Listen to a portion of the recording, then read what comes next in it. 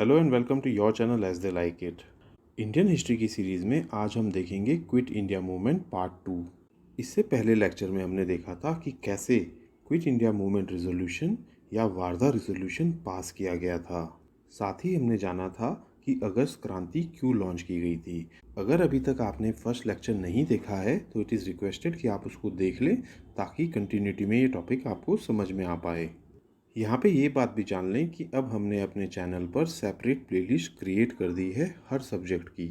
तो अब आप कोई भी सब्जेक्ट के बारे में आराम से हमारे चैनल पर प्लेलिस्ट में देख सकते हैं and that to without any cost. आइए स्टार्ट करते हैं क्विट इंडिया मूवमेंट पार्ट 2। 8 अगस्त 1942 को लॉन्च किया गया था क्विट इंडिया मूवमेंट। कांग्रेस के कुछ लीडर्स इस मूवमेंट के अगेंस्ट भी थे क्योंकि उनका मानना था कि अभी ब्रिटिश गवर्नमेंट वॉर में बिजी है और ऐसे में ब्रिटिश गवर्नमेंट को एम्बेरस नहीं किया जाना चाहिए।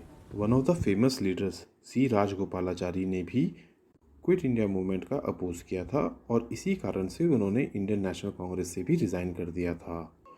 आइए अब देखते हैं क्विट इंडिया मूवमेंट के क्या फेजेस थे। क्विट इंडिया मूवमेंट को 3 फेजेस में पढ़ा जा सकता है। पहला फेज़ जिसमें पब्लिक ने बहुत ज़्यादा गवर्नमेंट का नुकसान किया था। सेकंड फेज़ था जबकि गवर्नमेंट का रिप्रेशन काफ़ी बढ़ गया था और इसी कारण से अंडरग्राउंड एक्टिविटीज़ बढ़ गई थी। और थर्ड फेज़ था formation of parallel governments in various parts of India. आइए देखते हैं क्या हुआ था first phase of quit India movement में। इस फेज में भारत छोड़ो आंदोलन में लोगों ने बढ़ चढ़कर पार्टिसिपेट किया था। हर गवर्नमेंट अथॉरिटी, हर गवर्नमेंट सिंबल पर अटैक किया गया। कई गवर्नमेंट बिल्डिंग्स के ऊपर नेशनल फ्लैग होइस्ट कर दिया गया। देश के कई पार्ट पर वॉयलेंस बढ़ती चली गई और गांधी जी ने इस पर कहा कि ये वॉयलेंस एक रिएक्शन है ऑफ द ग्रेटर वॉयलेंस जो ब्रिटिश इंडियंस पर कर रहे हैं। गांधी जी के इस कथन ने भारत छोड़ो आंदोलन में और जान फूंक दी। कई जगह पर ब्रिजेस को तोड़ दिया गया, रेलवे ट्रैक्स को रिमूव कर दिया गया, टेलीग्राफ लाइंस को कट कर दिया गया। स्टूडेंट्स ने स्कूल्स और कॉलेजेस में स्ट्राइक्स चालू कर दी।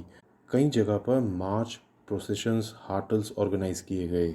कई जगहों पे स्टूडेंट्स अंडरग्राउंड नेटवर्क से अटैच हो गए और उनके कुरियर सर्विसेज की तरह काम करने लगे। अहमदाबाद, बॉम्बे, जमशेदपुर, अहमदनगर, पूना में वर्कर्स भी स्ट्राइक पर चले गए। आइए अब देखते हैं second phase of the quit India movement जो था अंडरग्राउंड एक्टिविटीज से रिलेटेड। क्विट इंडिया मूवमेंट के फर्स्ट फेज के रिस्पांस में ब्रिटिश गवर्नमेंट ने रुथलेस रिप्रेशन चालू किया। गांधी जी समेत कांग्रेस के सभी बड़े लीडर्स को अरेस्ट कर लिया गया। प्रेस को बैन कर दिया गया और गांधी जी के 2 न्यूज़पेपर्स हरिजन और नेशनल हेराल्ड को बैन कर दिया गया। गवर्नमेंट के रिप्रेशन को इवेड करने के लिए कई नेशनलिस्ट अंडरग्राउंड हो गए और इस फेज में भारत छोड़ो आंदोलन को अंडरग्राउंड एक्टिविटीज से संचालित किया गया। इन अंडरग्राउंड एक्टिविटीज में इन्वॉल्व थे socialist, forward bloc members, Gandhi ashram के लोग, revolutionary nationalist, local organisation from Bombay, Poona, Satara, Baroda. इन अंडरग्राउंड एक्टिविटीज़ की कुछ फेमस फिगर्स का नाम है राम मनोहर लोहिया, जयप्रकाश नारायण, अरुणा आसफ अली, उषा मेहता, बीजू पटनायक, छोटू भाई पुरानिक, अच्युत पटवर्धन, सुचिता कृपलानी, आरपी गोयनका। और इसी अंडरग्राउंड एक्टिविटीज़ के बेसिस पर उषा मेहता ने एक अंडरग्राउंड रेडियो स्टेशन सेटअप किया था इन Bombay.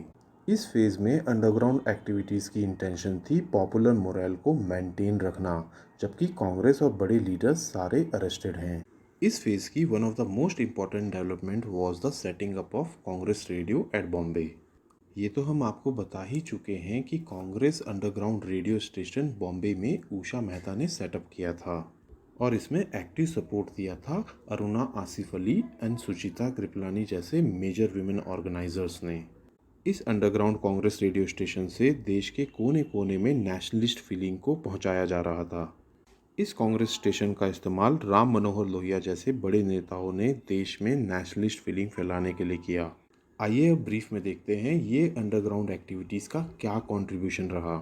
First of foremost importance इस मूवमेंट की ये रही, जब कांग्रेस और सारे बड़े लीडर्स अरेस्टेड थे तो इस अंडरग्राउंड मूवमेंट के थ्रू लोगों के अंदर एक पॉपुलर मोरल मेंटेन किया गया और इन अंडरग्राउंड एक्टिविटीज़ ने एक लाइन ऑफ कमांड और एक source of guidance and leadership the across the country. In underground activist ने पूरी कंट्री में कैश और वेपन्स डिस्ट्रीब्यूट किए। इन अंडरग्राउंड एक्टिविटीज़ में बेशक बहुत ही कम एक्टिविस्ट थे, लेकिन इनको जनरल पब्लिक का बढ़ चढ़कर सपोर्ट मिला। इनफैक्ट इनको इंडिया के बिजनेसमैन ने भी जनरसली डोनेट किया। ऐसी ही एक बिजनेसमैन थी सुमति मोरारजी, जो बाद में इंडिया की मोस्ट पावरफुल वुमेन इंडस्ट्रियलिस्ट भी बनी। सुमति मोरारजी ने अच्युत पटवर्धन को पकड़े जाने से बचाने के लिए हर दिन उनको एक डिफरेंट कार अपने दोस्तों से अरेंज करवा कर दी। ऐसे ही कई बड़े इंडस्ट्रियलिस्ट ने इन अंडरग्राउंड एक्टिविस्ट को पैसे के साथ साथ सेफ हेवन्स भी प्रोवाइड करी। इस अंडरग्राउंड मूवमेंट में स्टूडेंट्स का भी बहुत बड़ा रोल था, क्योंकि स्टूडेंट्स इसमें मैसेंजर या कुरियर्स की तरह काम करते थे।